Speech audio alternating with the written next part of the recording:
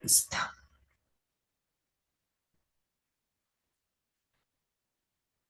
Listo. Ahí tenemos. Entonces, hola mis niñas bellas. Verán, les voy a compartir ahora el caso clínico.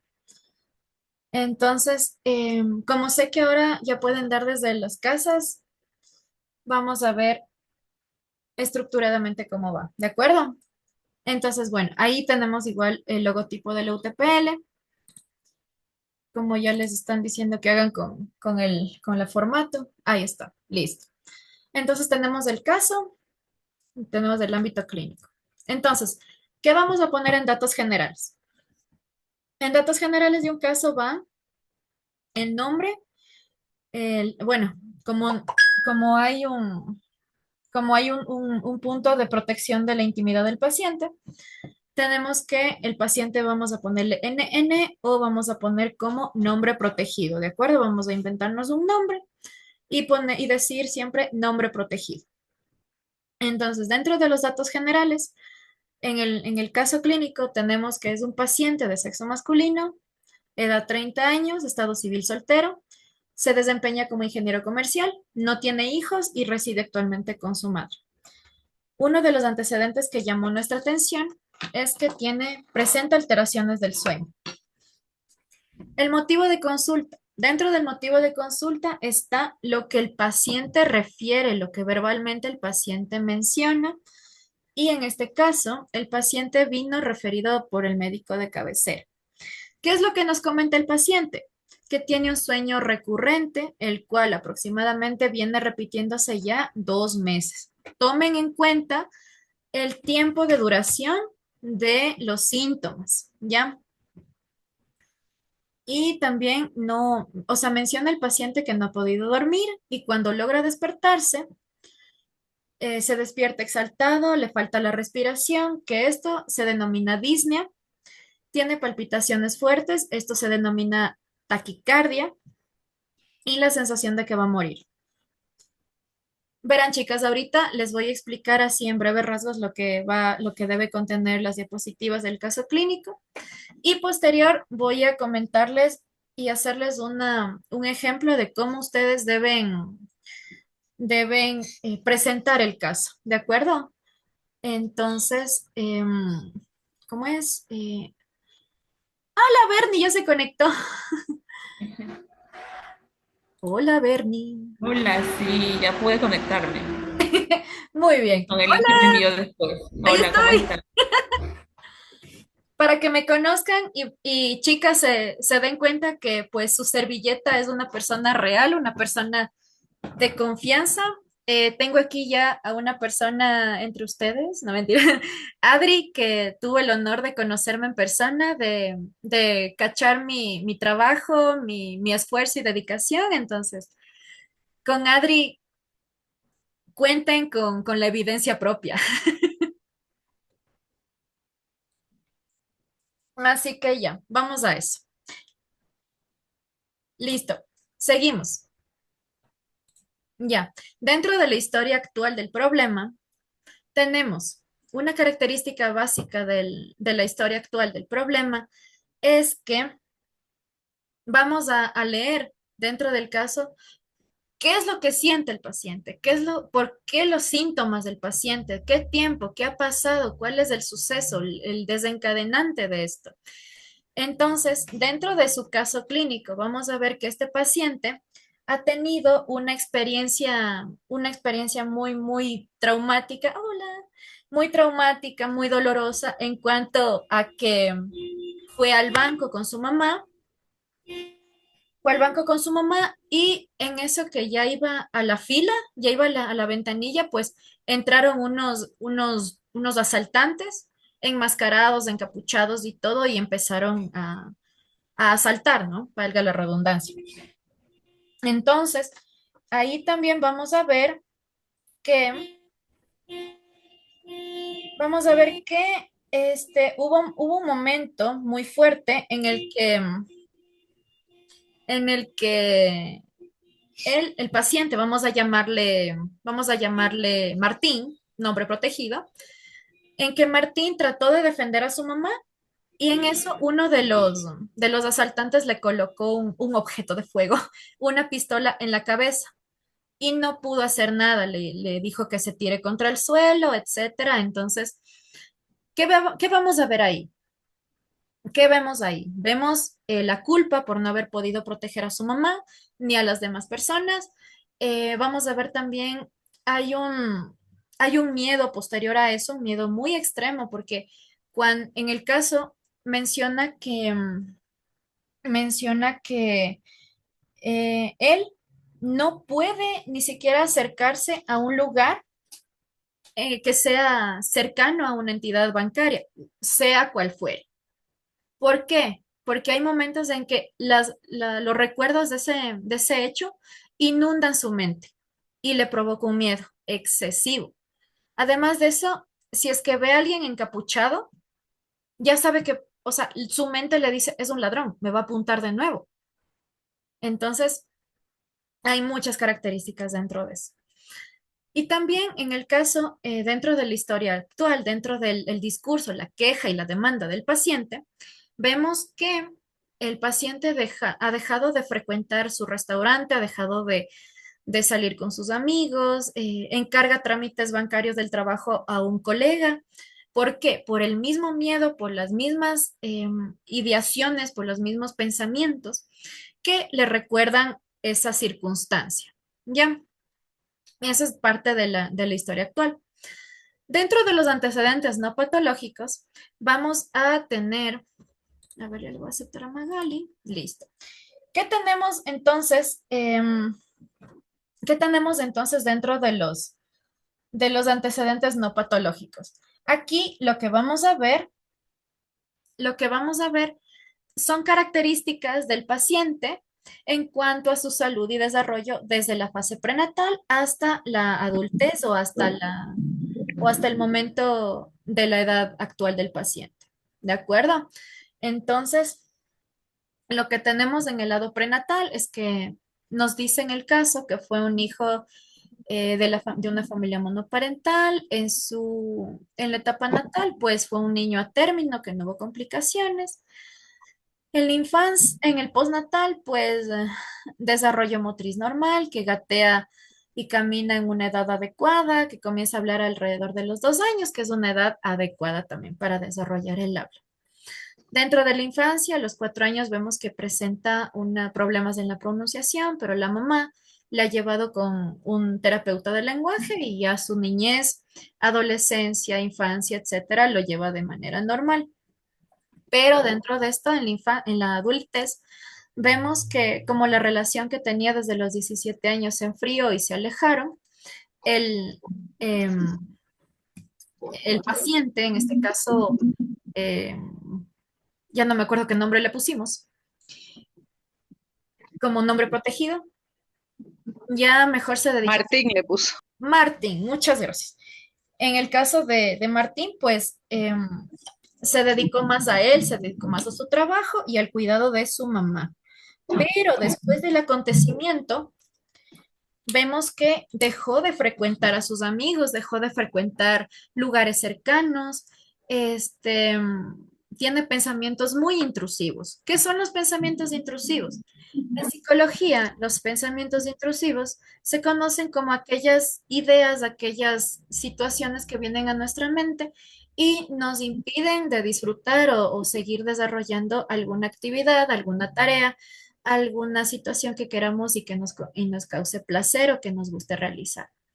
Los pensamientos intrusivos en psicología son esos de que, esas vocecitas que nos dicen, no vas a poder, de gana te esfuerzos, no salgas, no hagas esto, te va a salir mal. Entonces, esos son. Y en el caso de Martín, nombre protegido, vamos a ver que los pensamientos intrusivos que él tiene son, por ejemplo, vas a irte al banco. Pues bien, se van a asomar más choros, te vas a caer, te va a pisar el carro, te vas a caer en el charco, se va a averiar tu neumático en un bache de los tantos que hay en Quito, o sea, ese tipo de pensamientos. ¿De acuerdo? Vamos. Vamos ahora a la historia médica, antecedentes y demás. Dentro de la historia médica, ¿qué vamos a destacar en esto? Si es que el paciente o algún familiar ha tenido alguna situación, sea de cáncer, sea de problema respiratorio, digestivo, mental, etcétera, que sea como que un punto a tomar en cuenta para la situación actual del paciente. En este caso, dentro de nuestro punto, vemos que no presenta antecedentes médicos graves, pero que el abuelo materno muere de cáncer de pulmón. Ya, vamos a ver igual la historia familiar. Ahí tenemos un punto clave también en cuanto a cómo el paciente vive con su entorno. Vamos a ver que el paciente se crió solo con su madre. Esta mujer lo tuvo a los 20 años y por ser joven, por tener unos años de diferencia, muy pocos, su relación es muy buena, hay mucha complicidad, hay mucha confianza, hay mucho amor, etcétera. También vemos que el paciente se cría con sus abuelos, pero que a la vez se siente muy solo porque no tiene hermanos y una figura paterna pues nula, ¿de acuerdo? Y de aquí su abuelo materno fallece y para no dejarle sola a la abuelita, pues se la llevan ven otra casa y la anterior la vende. Eso es lo más importante, ¿de acuerdo? Entonces, vemos que la dinámica familiar es muy positiva en la vida del paciente, no hay ningún inconveniente, no hay nada de que él pueda decir, rayos, tuve una infancia o algo que me marcó.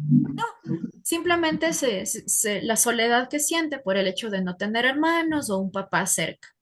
Pero en este caso, la figura paterna la llegó a ser el abuelo. Dentro del examen del estado mental, en el caso, en el caso nos dice que, vamos a abrir aquí la, la página del caso. No hay cómo abrirla por aquí. Dios mío, no sé cómo hacerle. Bueno, Dios mío, no sé cómo abrirla. Una consulta, Cris. Dime. Perdón que te interrumpa. Veo en las diapositivas que tú nos presentas Ujú. que está, ¿cómo te explico? Está todo lo de... Y está bien que esté full letra, que esté todos los detalles. ¿Así es lo que sugieren o se hace un resumen? Está lo más. Verás, María Eugenia, verán, chicas. Claro, está lo más. Esto, claro, puede estar muchas letras y todo, pero es lo más conciso del caso. Es lo más importante que se debe tener en cuenta. ¿Ya? Por ejemplo, en antecedentes no patológicos está lo más resumido de todo lo que estaba en el texto, por ejemplo. Igual están palabras técnicas, están palabras entendibles. Entonces, está lo más resumido del caso. Ya lo más importante, las partes que resaltan y que son más importantes, tanto en cuanto al tema del análisis. Ya, los resultados de los test psicométricos. Ah, no, perdón, me salté. El estado psicológico, el examen. Dentro de este examen psicológico, lo que vamos a hacer tanto con este paciente del caso como con nuestros otros pacientes es ver físicamente lo que expresa el paciente. Ya tenemos que la apariencia, cómo está vestido, cómo llega, si es que está desalineado, peinado, bañado, la ropa combina, cacho. No, o sea, está bien vestido, si es que tiene o no alguna anomalía física, entonces vemos que no, en el caso del paciente del caso. ¿Cómo está en conciencia, por ejemplo? Si está orientado en tiempo-espacio, sabe qué día es hoy, qué fecha, etcétera. Entonces, vemos que está orientado. La senso-percepción. Aquí está un término muy técnico, muy bonito. Dice senso-percepción conservada.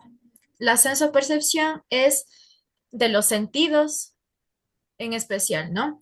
De cómo el paciente reconoce su ambiente, de que si es que puede ver, puede oler, puede sentir los sabores, puede tocar, etcétera. O sea, todo lo que tenga que ver con los sentidos.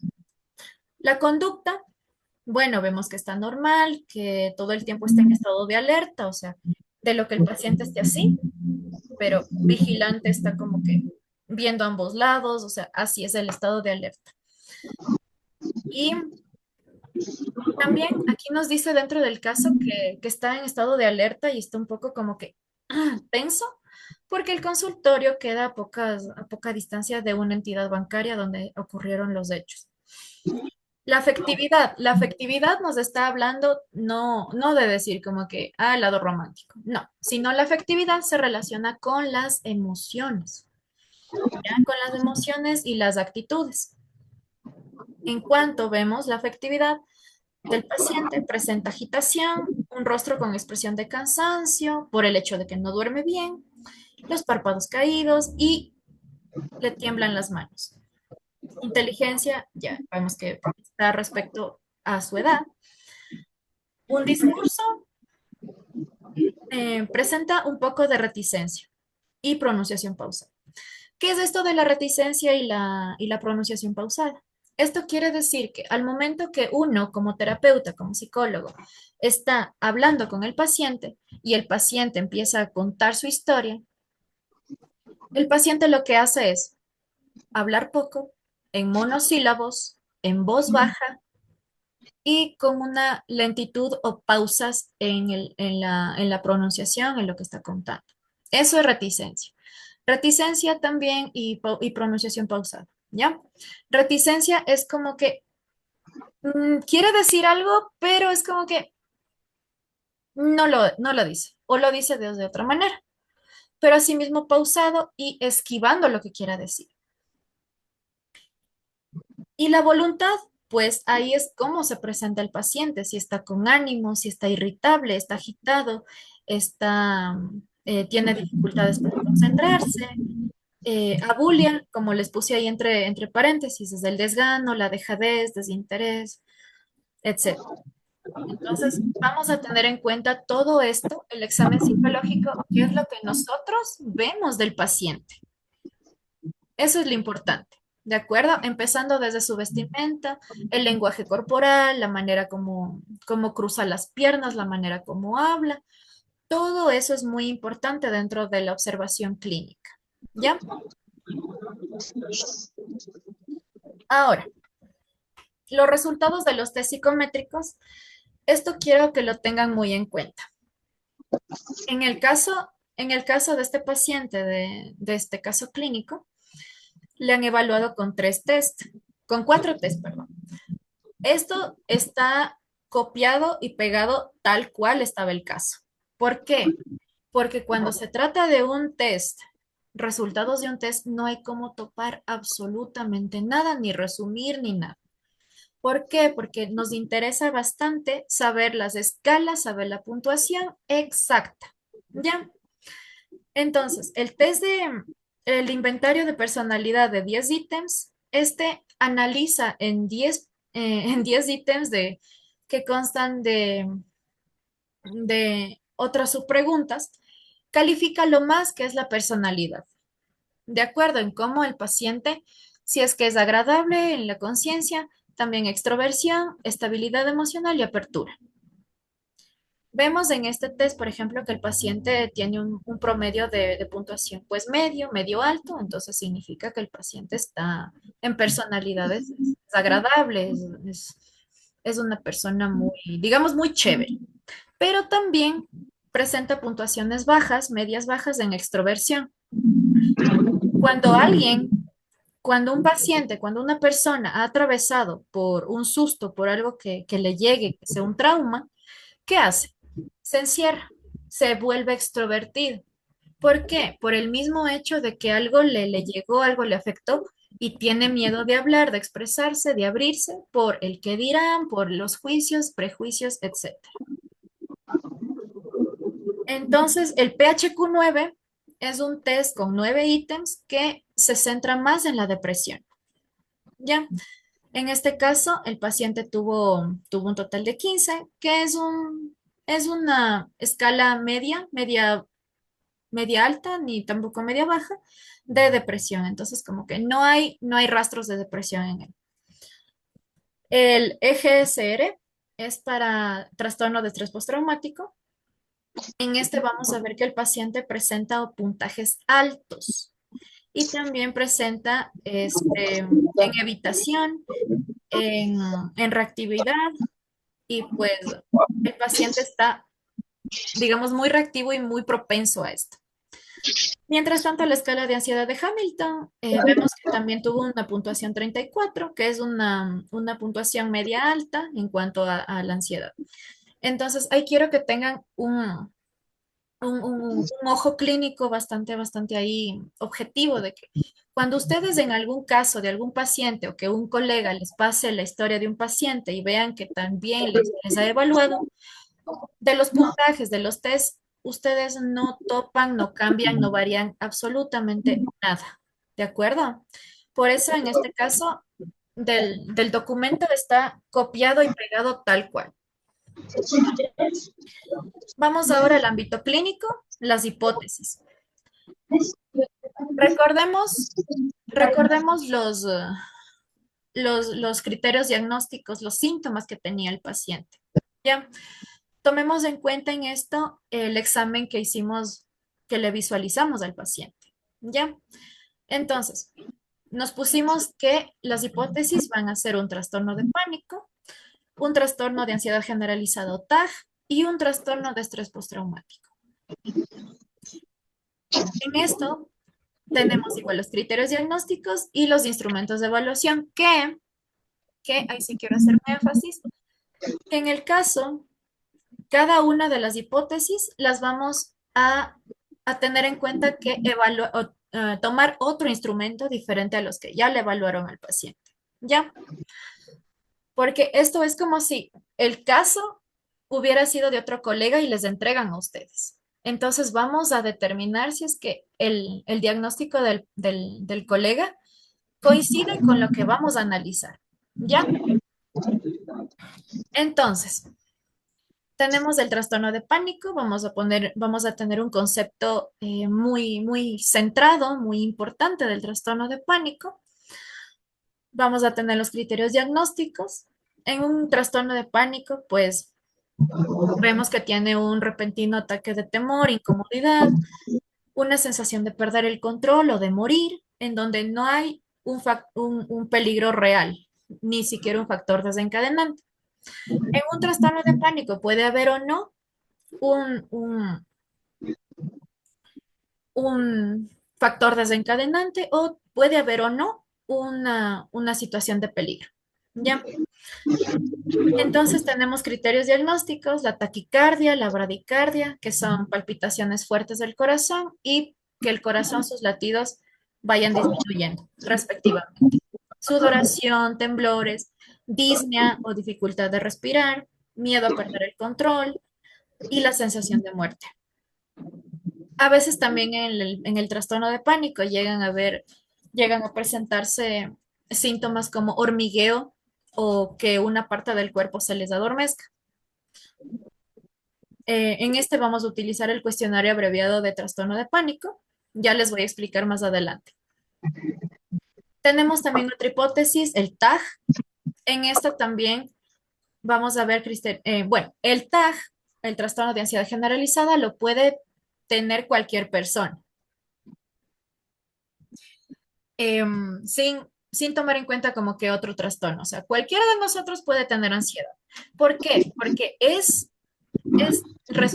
debido a una alta preocupación, no sé, algunas otras situaciones de que tengo que viajar, pero ya encontré el boleto, pero ¿por qué no pasó la buseta? ¿Qué pasó esto? O sea, me voy a atrasar, etcétera. O de no es como que, ay, qué nervios, Dios mío, la calificación, qué miedo, ya la entrevista y si no me contratan y qué pasa. O sea, en cualquier situación podemos enfrentarnos a un trastorno de ansiedad.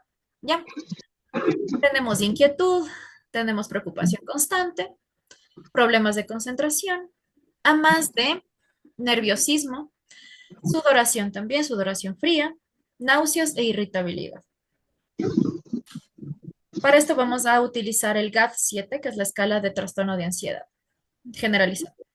Pero Chicas, en 10 minutos se acaba la reunión, nos volvemos a conectar con el mismo link, porfa. Ok. Ya.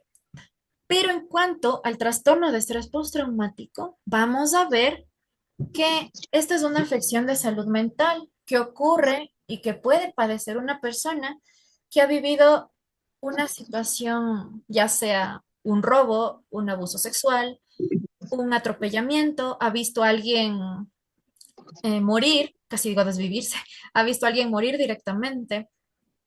Em, igual ha habido situaciones fuertes de violencia, etcétera, ¿ya?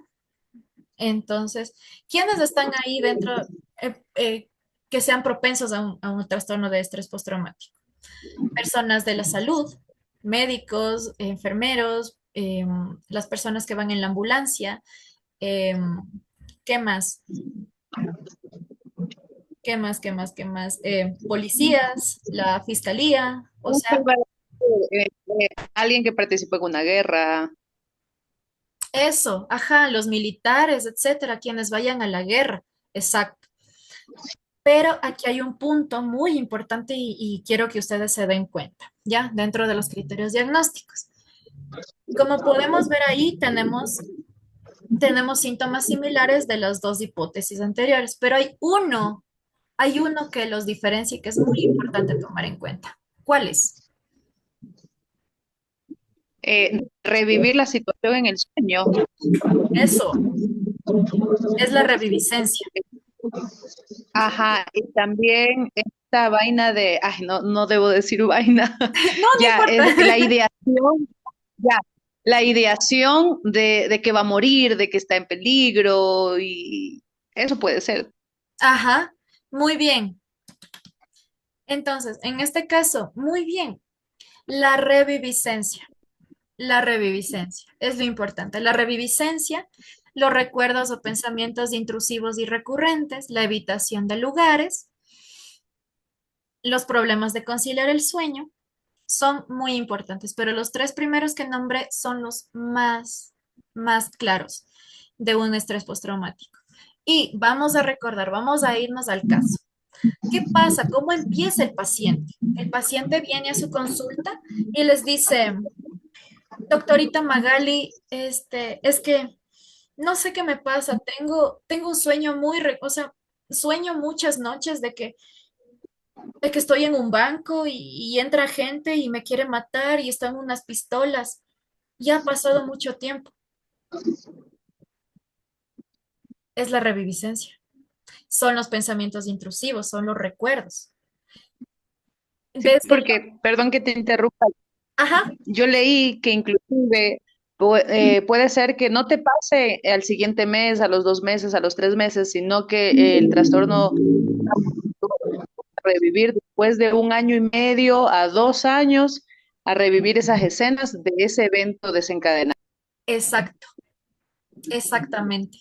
Entonces, ahí tenemos, como les decía, hay que tomar en cuenta también el tiempo. El paciente, Martín en este caso, está soñando lo mismo ya 2 meses, pero el evento pasó hace un año y medio. Entonces, miren qué es eso.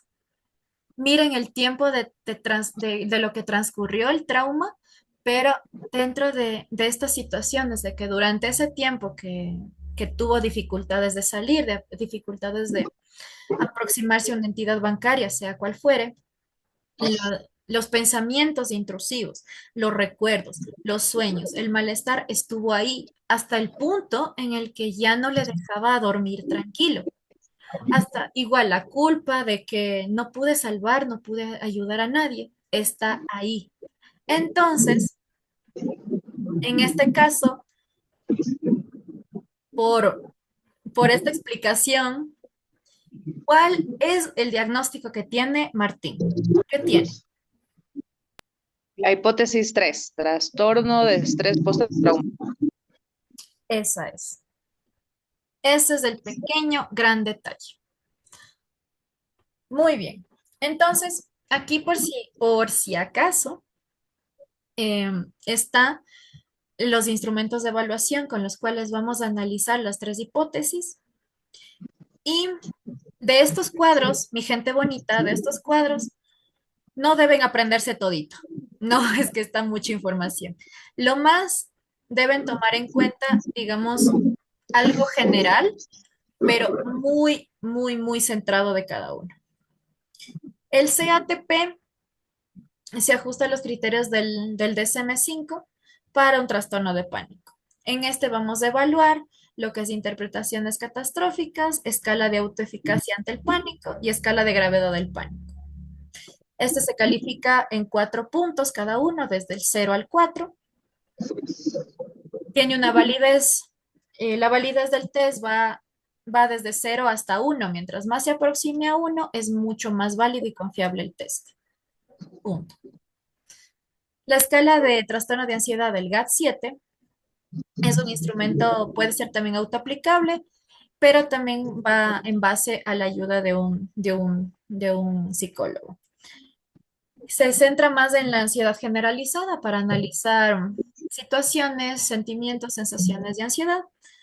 Tiene 7 ítems y cada uno se puntúa, se evalúa hasta 4, de 1 a 4 o de 0 a 4. Depende de la actualización del test. Ahora creo que es de 0 a 4. Entonces, y también según la escala de Likert y según el alfa de Cronbach, la validación del test, como todos, mientras más se aproxime a 1, el test es mucho más confiable y válido.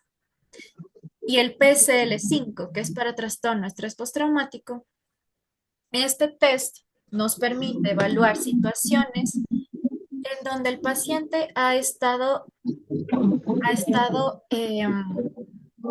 enfrentándose a un trauma. Son 20 ítems.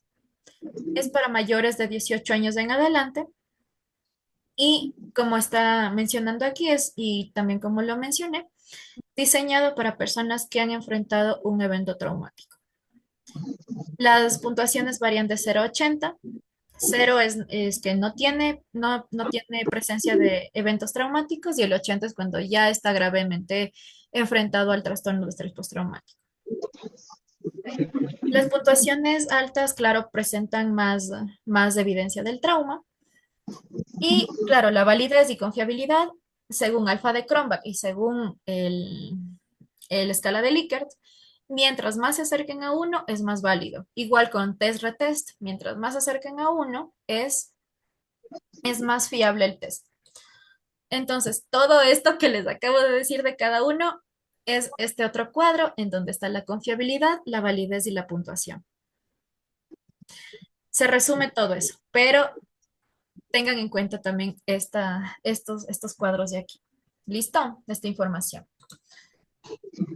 Por lo tanto, muy bien, como dijo María Eugenia, el diagnóstico definitivo, según el DSM-5 y el CIE-11, Martín, el paciente presenta trastorno de estrés postraumático. Vamos a hacer un copy-paste de los criterios diagnósticos del DSM-5, porque eso sí, o sea, no hay como variar en ningún punto en los criterios. Vamos a ver, ¿por qué? Porque coincide. Coincide perfectamente porque el criterio A, exposición a la muerte, lesión grave, violencia sexual, real o amenaza. Tenemos una experiencia directa del suceso traumático. El paciente vivió en carne propia que haya una persona que le esté apuntando en la cabeza. Coincide. Presencia directa, claro, porque vio a otras personas asustadas, vio a su mamá también asustada y demás. Conocimiento del suceso, pues estuvo presente. Coincide todo. El punto B, presencia de uno o más síntomas de intrusión. Tiene recuerdos recurrentes, tiene sueños angustiosos que se repiten y que presentan el contenido del evento. Chicas, by the way, pausa. Si es que se cierra la sesión, nos volvemos a conectar, porfa. Entonces, tenemos la evitación persistente de estímulos, que no quiere ir a un restaurante, no quiere ir a un banco, no quiere salir con amigos porque está cerca. Es la evitación.